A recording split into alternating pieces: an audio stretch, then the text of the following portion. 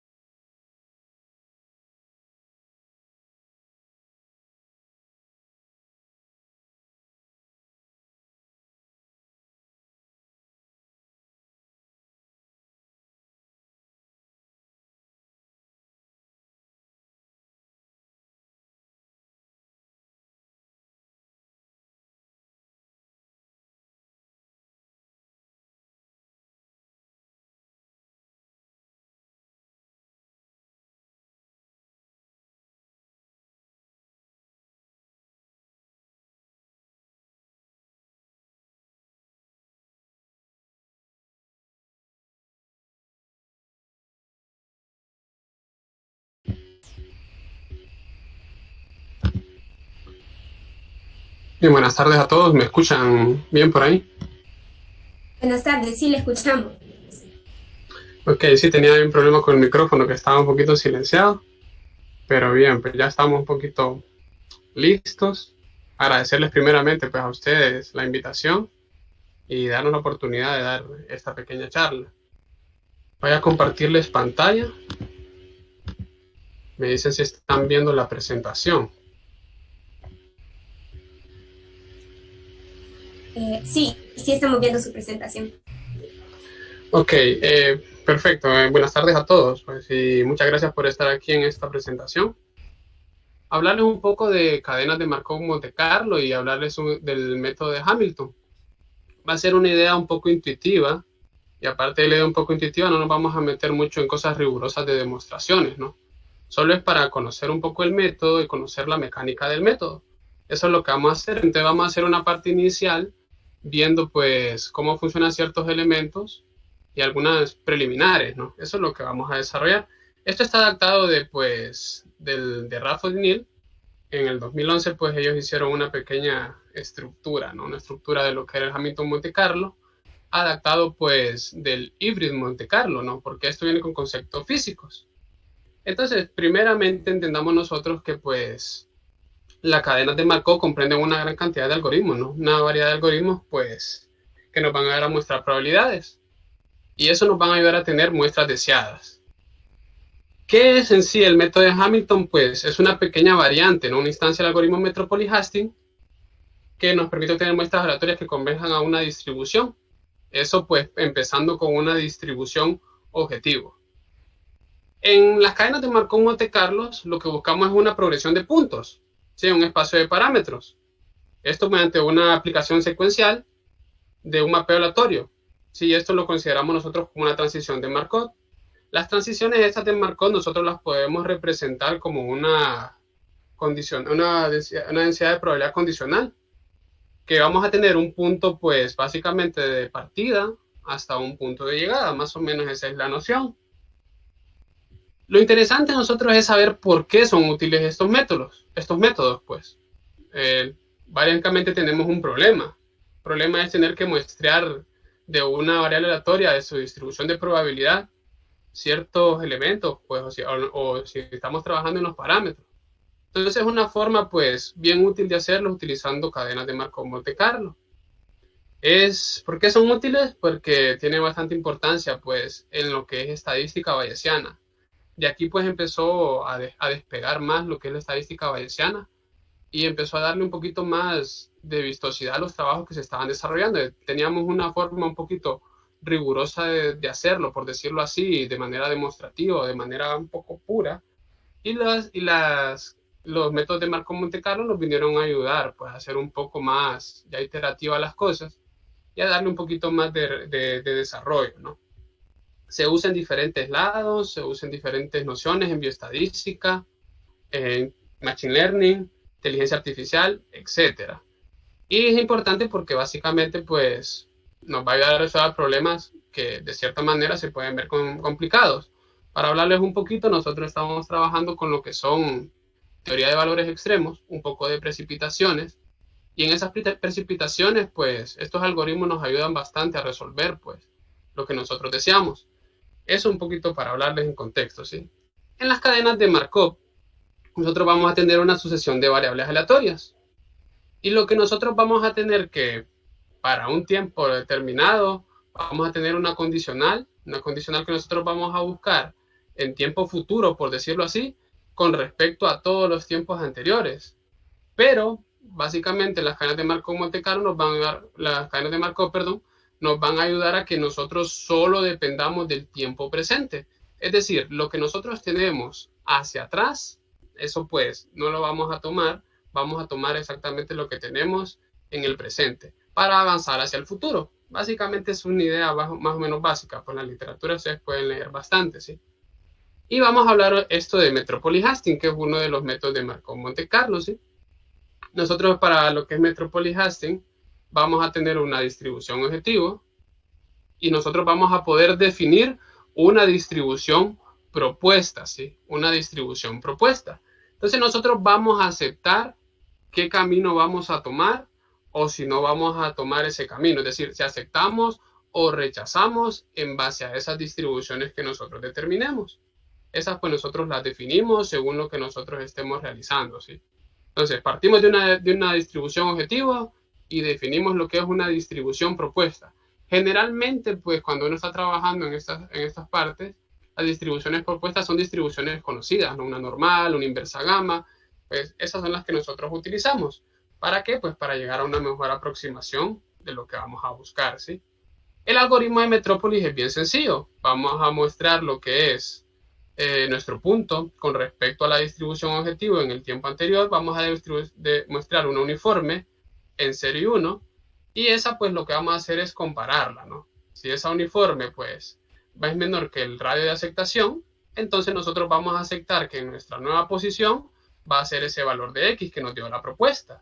Si no, pues simple y sencillamente se va a mantener en el estado anterior, o sea, la que nosotros venimos obteniendo de lo que es la básica, ¿no? La distribución objetivo. Eso es lo que vamos a ir haciendo con el Metrópolis. Eso para hacer una introducción de lo que nosotros vamos a hablar, del algoritmo de Hamilton-Monte Carlo, que eso es lo que vinimos, a esa parte, ¿sí? La idea intuitiva, primeramente, del Metrópolis del Hamilton es básicamente con la idea del Metropoly-Hastings, ¿sí? Tener una distribución propuesta y estamos haciendo pues recorridos, ¿no? Eso es lo que vamos a hacer, recorridos que queremos mostrar. Entonces, ¿qué sucede? Si aquí tenemos algo importante, si nosotros podemos definir que nuestra función de densidad es diferenciable, entonces tenemos acceso a esa derivada. Y esa derivada nos va a permitir saber si aumentamos o disminuimos el valor de la densidad, dependiendo cómo cambiemos nuestro parámetro, nuestro valor X, ¿verdad? Que nuestro valor de estado. Esa parte intuitiva de la derivada es lo que nos va a ayudar a nosotros al momento del Hamilton. Eso es lo que nos vamos a desarrollar, ¿sí? Entonces nosotros imaginemos esta parte que está por aquí, miren. Nosotros tenemos por ahí una caminata aleatoria y tenemos una partícula, ¿sí? Imaginémonos que tenemos esta distribución de probabilidad, más o menos se parece a una normal, ¿no? Eso para darle una idea, una forma estructural, de decirlo así. Pongámosle con media cero, con media cero. Entonces, nosotros podemos encontrar una nueva distribución que va a ser negativo logaritmo de la distribución de probabilidad que nosotros tenemos como nuestra distribución básica, ¿no? Esa distribución va a tener esta estructura. Y nosotros podemos poner una partícula, miren, nosotros podemos poner una partícula en algún punto, ¿Qué es lo que va a hacer básicamente el algoritmo de Metrópolis, del Hamilton Monte Carlo? Va a empujar esa partícula, miren. Lo que va a hacer es, va a empujar esa partícula, en este caso, ¿no? Hacia el fondo, ¿no? Al empujarla hacia el fondo, qué es lo que vamos a garantizar? Pues nosotros, si estamos hablando de una distribución normal, sabemos que mientras más cerca esté de la media, pues es mucho mejor. Entonces nosotros la vamos a impulsar a que se dirija hacia esa media prácticamente. Y entonces ahí se va a encontrar la región de mayor probabilidad para nosotros. Entonces eso es lo que vamos a hacer. Pero al utilizar estos conceptos que son de partículas, de fuerza, que las vamos a empujar, entonces aparecen pues ciertos elementos de conceptos físicos que son muy relevantes, ¿no? Nosotros imaginemos esto como que fuera la estructura del sistema solar, ¿no? Entonces, está el Sol y los planetas giran alrededor, ¿no? Los planetas giran alrededor. La fuerza gravitacional es la que le empuja hacia que giren alrededor. Básicamente esa es la idea un poquito intuitiva de lo que es el Hamilton, el sistema hamiltoniano. ¿Qué nos va a permitir a nosotros? Pues si nosotros podemos predecir sus movimientos teniendo su posición y una velocidad, esto va a permitir que nosotros podamos adecuar una versión elegante del Metropolis Hastings. Eso es lo que vamos a permitir, ¿sí? Entonces, el sistema hamiltoniano. El sistema hamiltoniano, como lo teníamos por aquí, imaginémonos un cuerpo en reposo, una partícula, en un entorno unidimensional sin fricción, que tiene masa, tiene posición, y definimos el momento como la masa por la velocidad, ¿sí? Entonces, esa masa va a tener energía potencial proporcional a la altura y energía cinética. Pues la energía cinética es la energía que se almacena en su movimiento y depende del momento en la partícula se mueva en su velocidad. Y aquí generalmente, en estos elementos, la masa pues nosotros la definimos como 1. Entonces la energía cinética lo que nos va a garantizar a nosotros es simple y sencillamente que se mantenga en 1 esa energía cinética. Generalmente, ¿verdad? Eso es en la parte teórica, en la práctica pues funciona un poco diferente, ¿no? Pero vamos a tener estos conceptos, energía potencial y energía cinética. Eso es lo que a nosotros nos va a definir el Hamilton Monte Carlo. Pero como nosotros decíamos anteriormente que estábamos trabajando con lo que era la derivada, y aparte de la derivada, pues podemos tomar ya sea el gradiente va a depender de lo que nosotros analicemos. Por ejemplo, en este caso de dimensional, ya no tenemos una posición específica ni un momento en específico, sino que tenemos un vector de posiciones y un vector de momentos. Entonces, la evolución en el tiempo va a estar definida por estas ecuaciones, que son las ecuaciones de Hamilton definidas normalmente, comúnmente, en la literatura de la parte física. Entonces, bien, nosotros vamos a tener lo siguiente, ¿sí? Nuestro modelo hamiltoniano va a definirse de esta manera. Va a definir de lo que es las posiciones y los momentos. Entonces va a existir lo que es la energía potencial y la energía cinética, ¿sí? Ahí es donde va a estar definido. Generalmente, pues, la energía potencial es la que nosotros definimos como menos logaritmo de lo que era la función de probabilidad, ¿sí? La función de densidad. Generalmente, así es. Esa es la estructura. Y la energía cinética está definida por esta otra estructura, que va a ser el vector de momentos traspuesto por una matriz inversa por el vector de momentos dividido entre 2. ¿Qué es esa matriz? Pues es una matriz de masa, es simétrica, es definida positivamente, lo cual también pues, es típicamente diagonal. Generalmente cuando la trabajamos es de esa forma, una matriz diagonal, y es por lo general una matriz escalar, ¿sí? Por lo general es una matriz escalar. Entonces, esta energía cinética también la vamos a definir como una menos logaritmo de una densidad poblacional, ¿sí? Esa sí la vamos a definir, solo que esta tiene algo pues particular. Tiene particular que pues tiene distribución gaussiana con media cero y con esa matriz de covarianza M. Con esa matriz de covarianza M. Eso es lo que nosotros vamos a definir, ¿sí?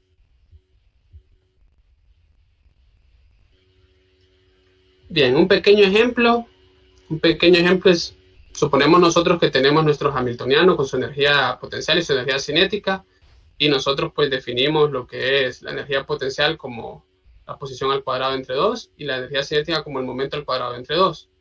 Si nosotros venimos y calculamos lo que es el hamiltoniano, que recuerden que son las derivadas prácticamente parciales, esta sería la derivada parcial con respecto al momento, y esta sería la derivada parcial con la negativa, la derivada parcial con respecto a la posición, lo único que vamos a tener es omega y menos teta. Entonces, si nosotros resolvemos esa solución, vamos a tener lo que es el r coseno de a más t, perdón, y menos r seno de a más t. Esas pues son algunas constantes. En el ejemplo unidimensional que nosotros tenemos, lo que va a pasar es que vamos a partir de una posición específica y la partícula se va a ir moviendo, se va a ir moviendo y se va a ir moviendo hasta llegar pues al fondo, ¿sí? Porque recuerden que la va a ir empujando básicamente la fuerza, ¿no? Y como estamos empezando en algún momento, en alguna posición específica, el momento pues va a estar constante por los momentos, ¿sí? Ya cuando ya vaya desarrollando, pues va a ir aumentando esa parte, ¿sí? Pero bien, esa es la idea intuitiva, la idea un poquito intuitiva, un poco analítica. Pero para ello debemos cumplir con ciertas propiedades, ¿no? Una de las propiedades es que la dinámica hamiltoniana es invertible.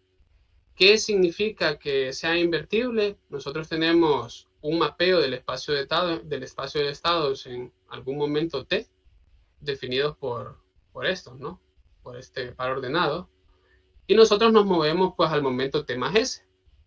Ese mapeo es 1 a 1. Por lo tanto, ese mapeo es invertible.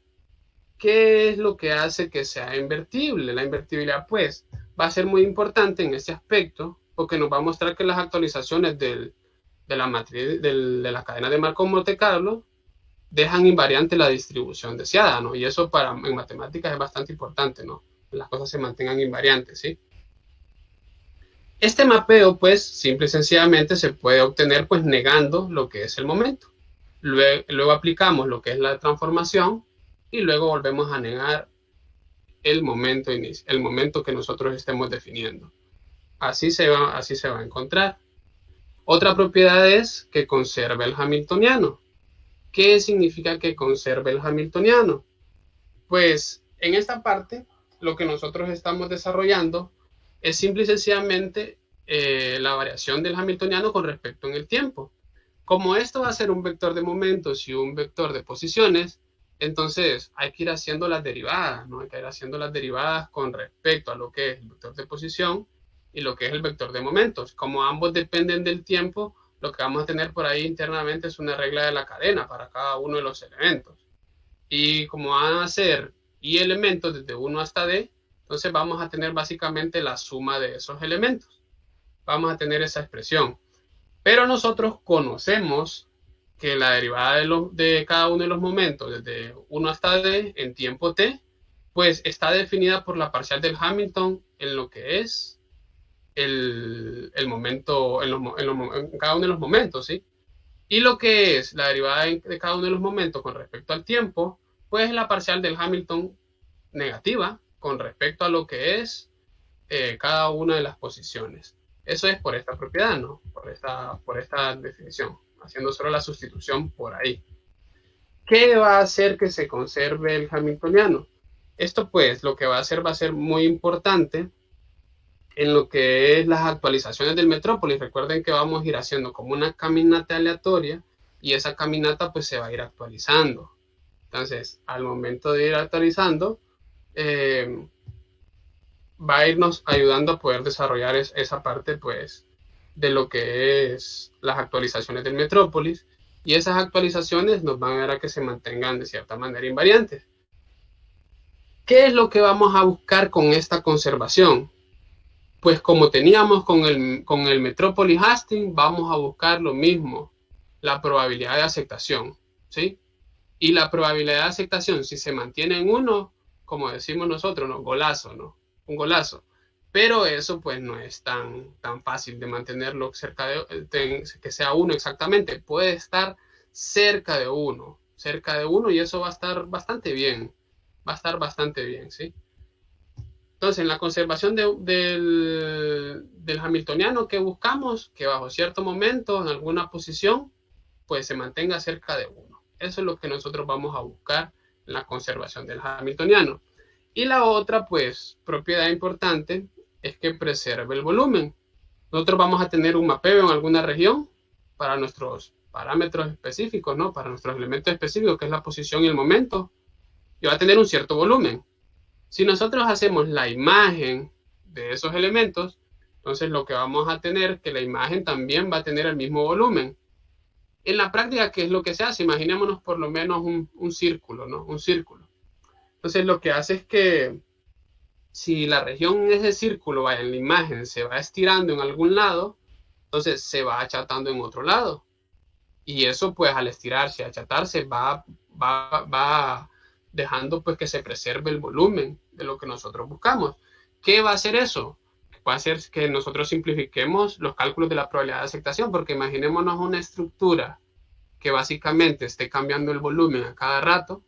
Entonces hay que hacer la readecuación de ese volumen para que se mantenga, pues. Estamos diciendo que se va a mantener un invariante bajo las operaciones que nosotros tenemos, entonces no concordaría, ¿no? Tendría que mantenerse la estructura.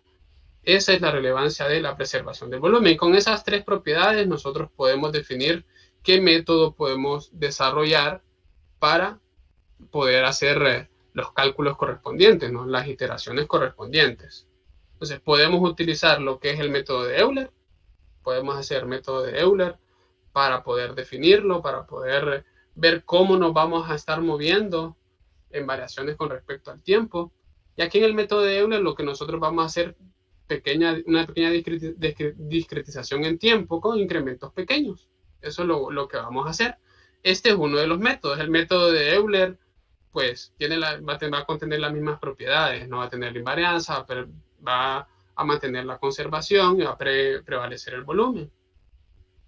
Y vamos a utilizar otro método, que este es el método que nosotros utilizamos en Hamilton Monte Carlo, que es el que se utiliza, el método de saltos de rana, que es una pequeña variación, ¿no? Una pequeña variación que nosotros tenemos de lo que es el método de Euler. Si viene más o menos precedido por aquí, las ecuaciones son estas que están aquí, ¿no?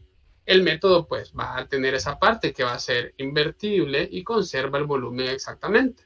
Entonces, el método va a ser muy, muy importante, ¿sí? ¿Por qué decimos que el método va a ser muy importante? Porque inicialmente nosotros hablamos de Metropoli-Hastings.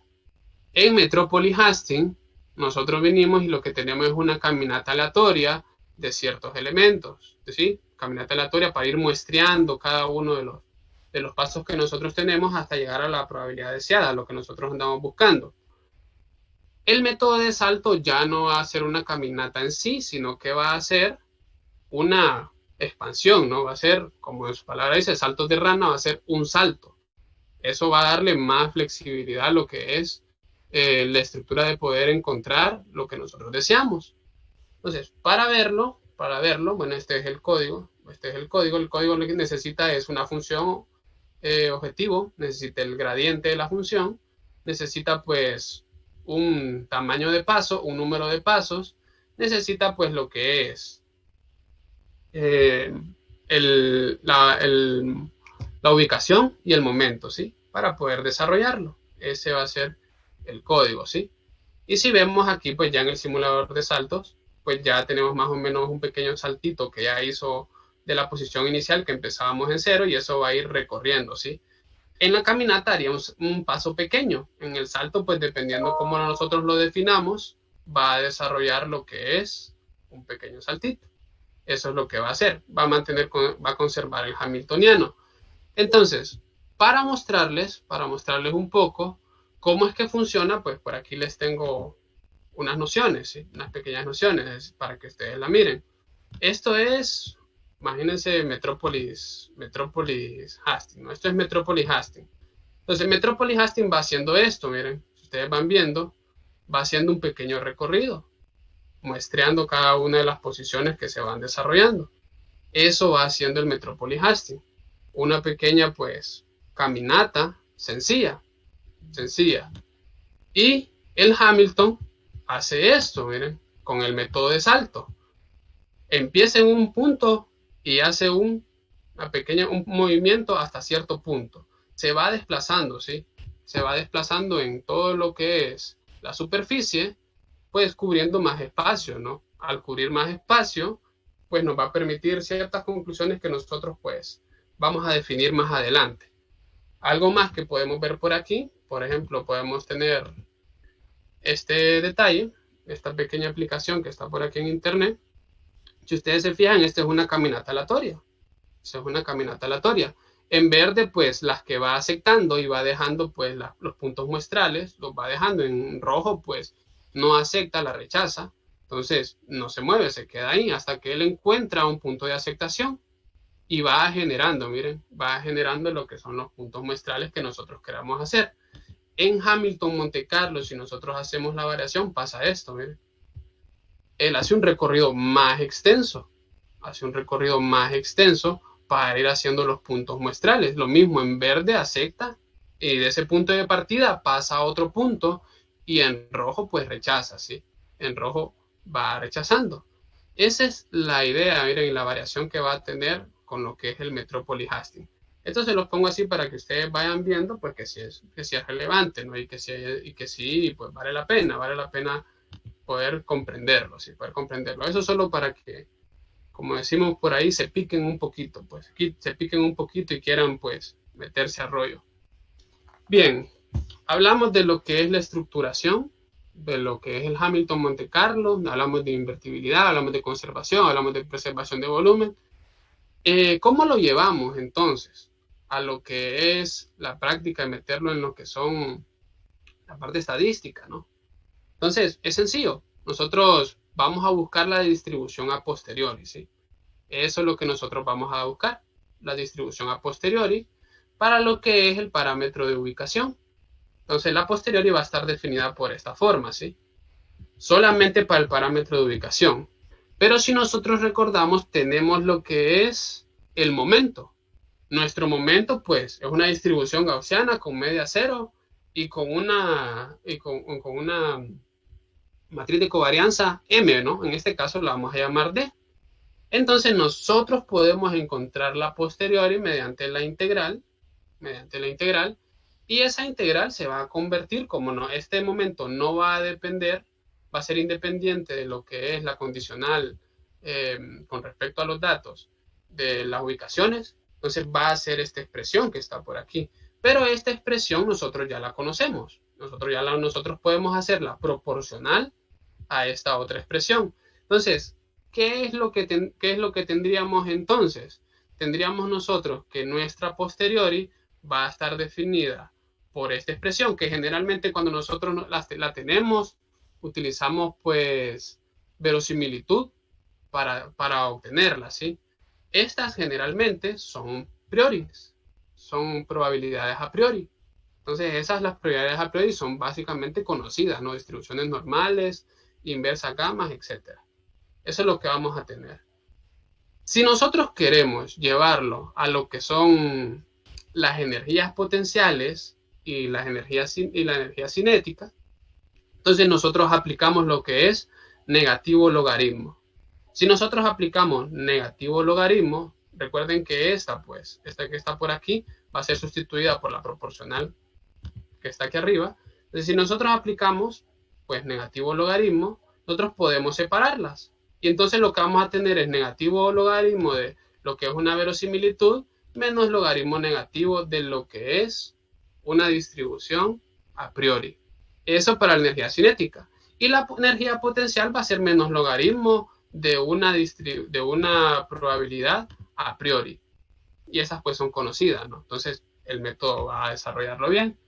Aquí pues más o menos tenemos lo que es la estructura, tenemos alguna probabilidad por ahí que está definida como 1 sobre z, z como una constante de normalización, la exponencial del Hamilton negativo, ¿sí? Negativo del Hamilton que nosotros ya conocemos. Como es el Hamilton, nosotros lo podemos separar como u de teta más k de w, ¿no? Por ese negativo se va a volver negativo y como es una exponencial los podemos separar, ¿sí? Podemos separarlos y después llegar a lo que nosotros buscamos, que es definir esta como el negativo logaritmo de lo que son las distribuciones que nosotros necesitamos. ¿Qué va a ser el negativo? Pues el negativo pues, va a eliminar este negativo que está aquí, va a eliminar este exponencial y solo nos va a quedar este producto. Nos va a hacer pues un poco fácil la resolución del problema. El algoritmo pues aquí es donde se complica, porque el algoritmo necesita tres elementos. Necesita el número de pasos, el tamaño de pasos y una matriz de covarianza. Ya vamos a hablar acerca de eso, ¿sí? Vamos a hablar acerca de eso. ¿Qué vamos a hacer en el algoritmo? Pues vamos a muestrear lo que es el momento. Vamos a muestrear el momento. Según lo que nosotros ya conocemos de lo que es el Metropolis Hastings, pues nosotros vamos a tener nuestras distribuciones conocidas y nuestras distribuciones propuestas. Estas distribuciones, pues, propuestas van a ir resultando de lo que es el movimiento que nosotros hagamos, ¿sí? Va a depender eso, y eso lo vamos a llamar con valores actualizados. ¿Qué debe cumplir? Básicamente lo mismo del Metropolis Hastings, que si está, pues, si es menor que la distribución que nosotros tenemos, que era uniforme, es menor que el radio de aceptación, pues nosotros vamos a aceptar lo que va a ser nuestro valor actualizado, que va a ser la propuesta. Y si no, pues se va a mantener en nuestra distribución que nosotros hemos definido como la distribución básica, por decirlo así, generando pues lo que nosotros vamos a ir deseando, generando pues la caminata aleatoria. Va a mantener la invertibilidad, los elementos de los saltos de rana, que quiere decir que nosotros pues simple y sencillamente podemos hacer lo que son las condicionales, las conjuntas con las condicionales propuestas, ¿no? Y las que nosotros conocemos inicialmente, van a ser pues simple y sencillamente negar lo que es el momento, ¿no?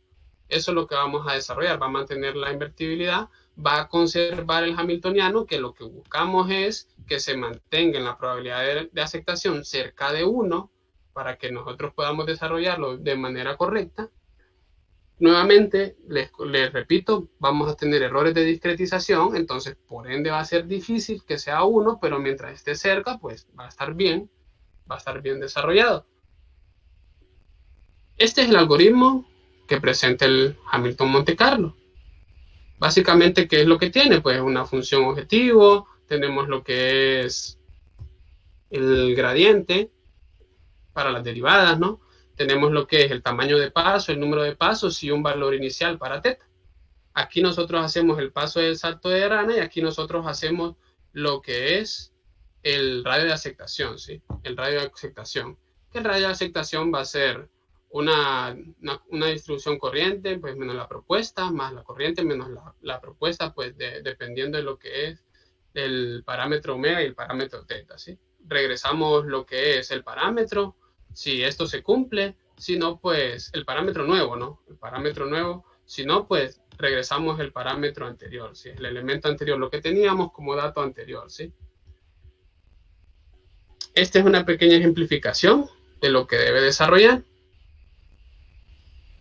En esta parte, pues, iteramos datos y hicimos una iteración de 1000 iteraciones con una función sencilla solo para probar el método. La función, pues, es menos x al cuadrado entre 2, entonces su derivada es fácil, ¿no? Menos x. Listo.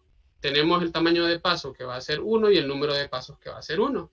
Si ustedes se fijan en hacer el método de Hamilton Monte Carlo, las muestras tienen básicamente una distribución normal. Miren, se asemeja a una distribución normal y eso es bastante bueno, ¿no?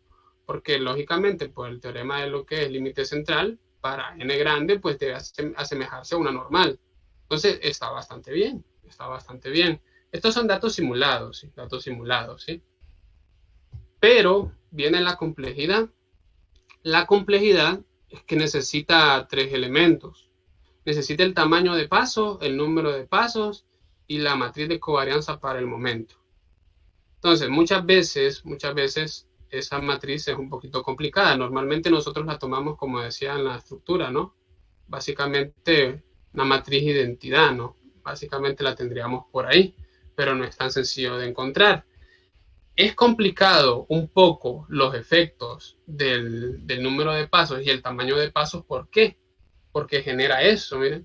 Si nosotros no sintonizamos bien lo que es el número de pasos, en la parte superior tenemos el tamaño de paso y en la parte pues lateral tenemos el tamaño de paso, puede suceder esto, miren, no da buenos resultados. Y cuando el tamaño de paso es bastante pequeño y el número también de saltos es pequeño, no se refleja una caminata productiva. Vamos aumentando lo que es el tamaño de pasos y hay un decaimiento, ¿no? Si nosotros cambiamos a esta otra que está por aquí, se ve como un ruido gaussiano, ¿no? Esa parte.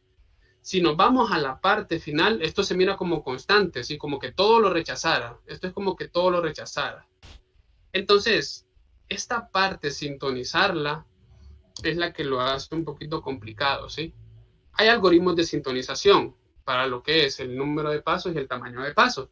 No son tan difíciles, pero en la práctica lo que yo he desarrollado en la parte de teoría de valores extremos, a veces esa sintonización no es tan precisa, aunque tengamos el algoritmo refinado, no es tan precisa, entonces genera dificultades que nosotros lleguemos a un punto de estimación de parámetros bastante óptimo, a lo que nosotros deseamos, ¿sí?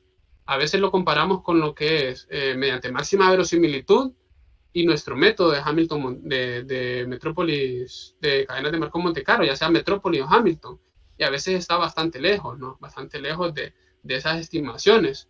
¿Eso por qué en esto del Hamilton Monte Carlo? Porque es bien sensible a esos elementos, ¿sí? A lo que es el número de pasos y el tamaño de pasos. Aquí pues el que se mira con mejor sintonización, el que da mejores resultados, es el donde el, el tamaño de paso es 1 y el número de pasos a desarrollar también es 1. Ese es el que mejor se ve de todos los que tenemos. Claro, el que cuando es 1 el tamaño de paso y .01 y .1 no se ven tan mal, no se ven tan mal, pero el más exacto pues es cuando vale 1 y 1. Y aquí pues ya se ve un poco más reflejado, ¿no? Aquí ustedes no lo van a poder ver así como lo tengo yo en el código. Si ustedes ven, aquí se ve en rojo está la distribución normal. Se ven los picos están bien elevados, no se asemeja. Aquí pues solo hay un punto de valor específicamente y no asemeja bien. Y aquí donde está en 1 el tamaño de paso, se ven mejor. Cuando nosotros lo hacemos ya en R, en programa de R, donde está 1 es donde está más exacto. No significa que los otros están tan perdidos, ¿no? Pero este es donde está más exacto. Entonces nosotros tomamos esos valores de sintonización para poder definir nuestro mejor muestreo con el método, ¿sí? Bien, para ir finalizando, porque ya creo que el tiempo ya está premiando, tenemos ventajas y desventajas, ¿no?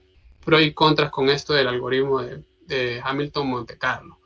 Y para eso lo vamos a comparar con el Metrópolis, por eso interesamos con el Metrópolis, ¿sí? Si ustedes se fijaron en lo que eran estas gráficas, ¿qué va haciendo esto? Esto va haciendo pasos bastante largos, va haciendo pasos bastante amplios con respecto a estos, ¿no? Que estos son pasos bastante cortos. ¿Qué nos garantiza eso?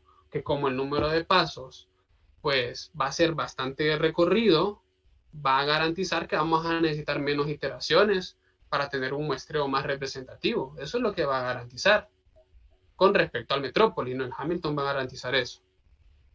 Pero, ¿qué sucede? Como aquí estamos calculando las derivadas, imaginémonos una distribución robusta, como lo que es en la parte de teoría de valores extremos, una Pareto generalizada, por decirlo así, pues tiene dos parámetros, ¿no? Esos dos parámetros vienen dentro de unas exponenciales. Entonces, como es el método de Hamilton y depende de las derivadas y un poco del gradiente, hacer el cálculo de esos gradientes en cada una de las iteraciones va a ser más costoso. El costo computacional va a ser más alto.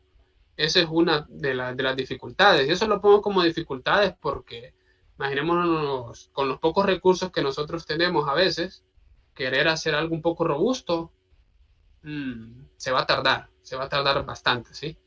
Y la otra dificultad es que si nosotros sintonizamos el tamaño de paso, puede ser complicado. El tamaño de paso, el número de pasos y a veces la matriz de covarianza para lo que es la energía cinética con respecto al momento, eh, eso puede ser a veces complicado de desarrollar, puede ser algo difícil. Entonces esas son las variaciones que tienen, ¿sí?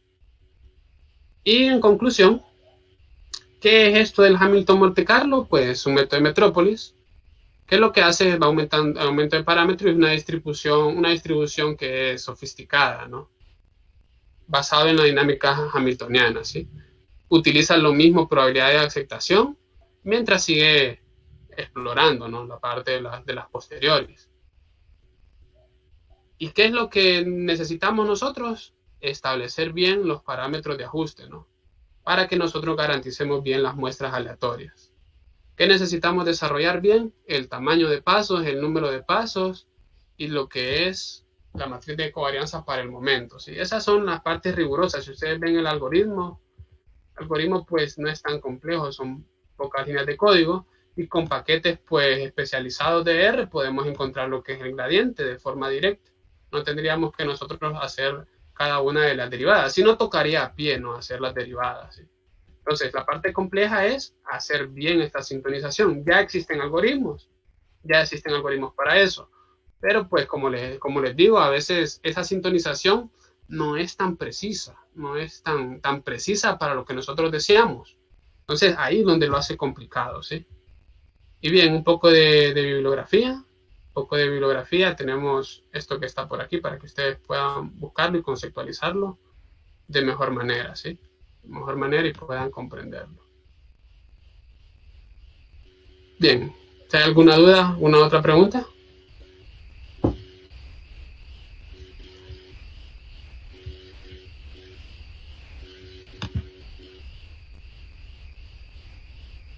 El número de pasos y el número de saltos que nosotros vamos a desarrollar o el tamaño de paso se ve afectada, ¿no? Se ve afectada lo que es nuestro muestreo.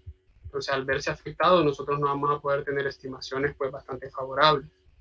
Esa es la parte de la pregunta. Si se puede hacer en base a la siguiente pregunta que comentan por ahí uno de los compañeros, se puede hacer este procedimiento en R o en Python.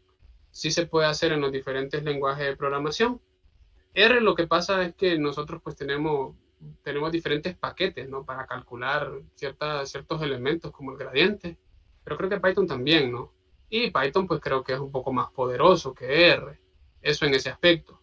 Entonces, sí podría ser ventajoso. Lo que yo sí sé es que si trabajamos con Stan, que Stan trabaja un poco con lo que es C++, pues C++ es un compilador bastante fuerte, bastante desarrollo, bastante, por decirlo así, en la parte de programación estructurada, es bastante, es bien desarrollado, pues, entonces en ese aspecto sí genera ventajas de que esto lo haga en forma un poco más rápido, ¿sí?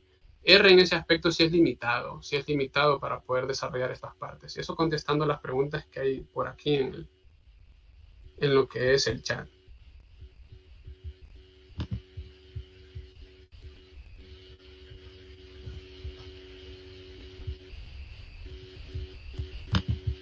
Bueno, entonces, si no hay más dudas, vamos a proceder a hacer la entrega del diploma a Lick Elvis. Solo déjenme, voy a presentar mi pantalla.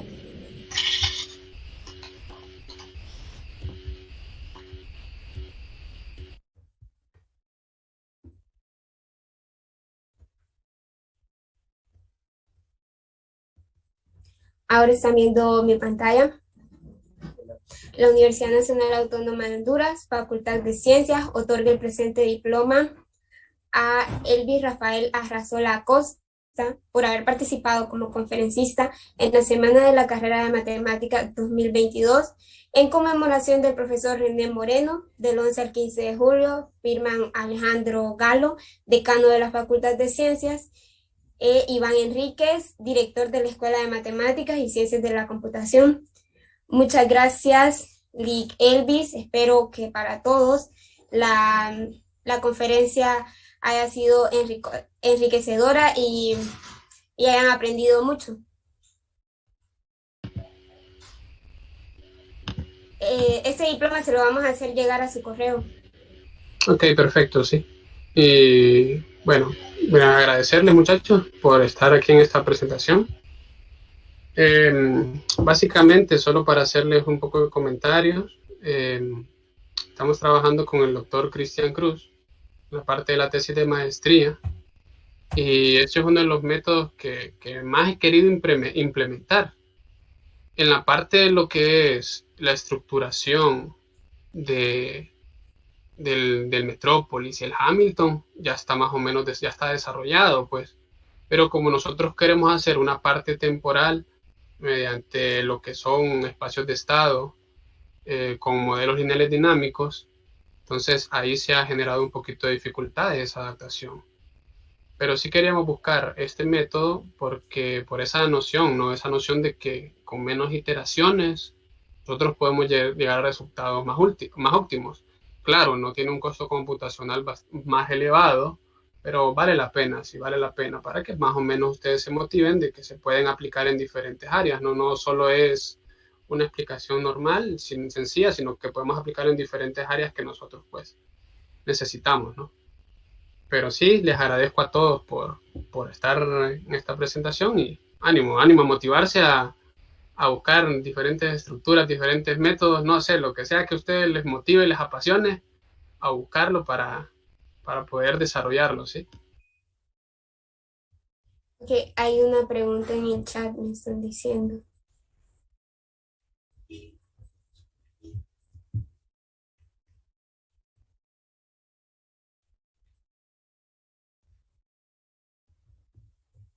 Creo que se la hicieron directamente a César, entonces César, léala, por favor.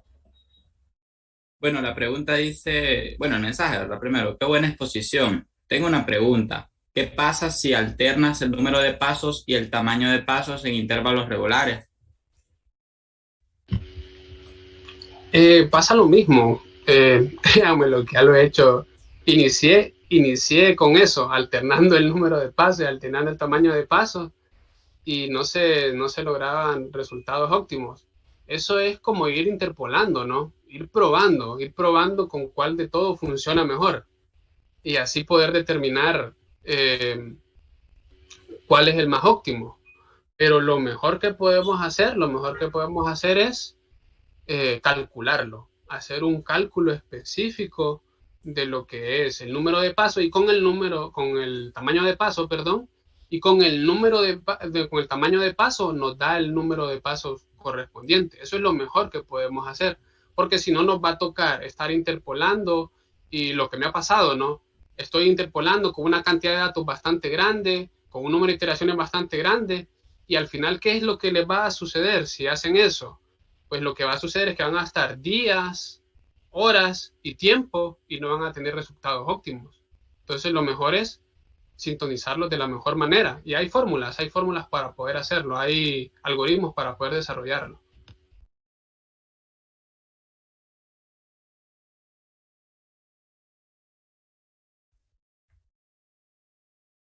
Bueno, si no hay más dudas, muchas gracias a Lick Elvis nuevamente y a todos y cada uno de ustedes por estar acá.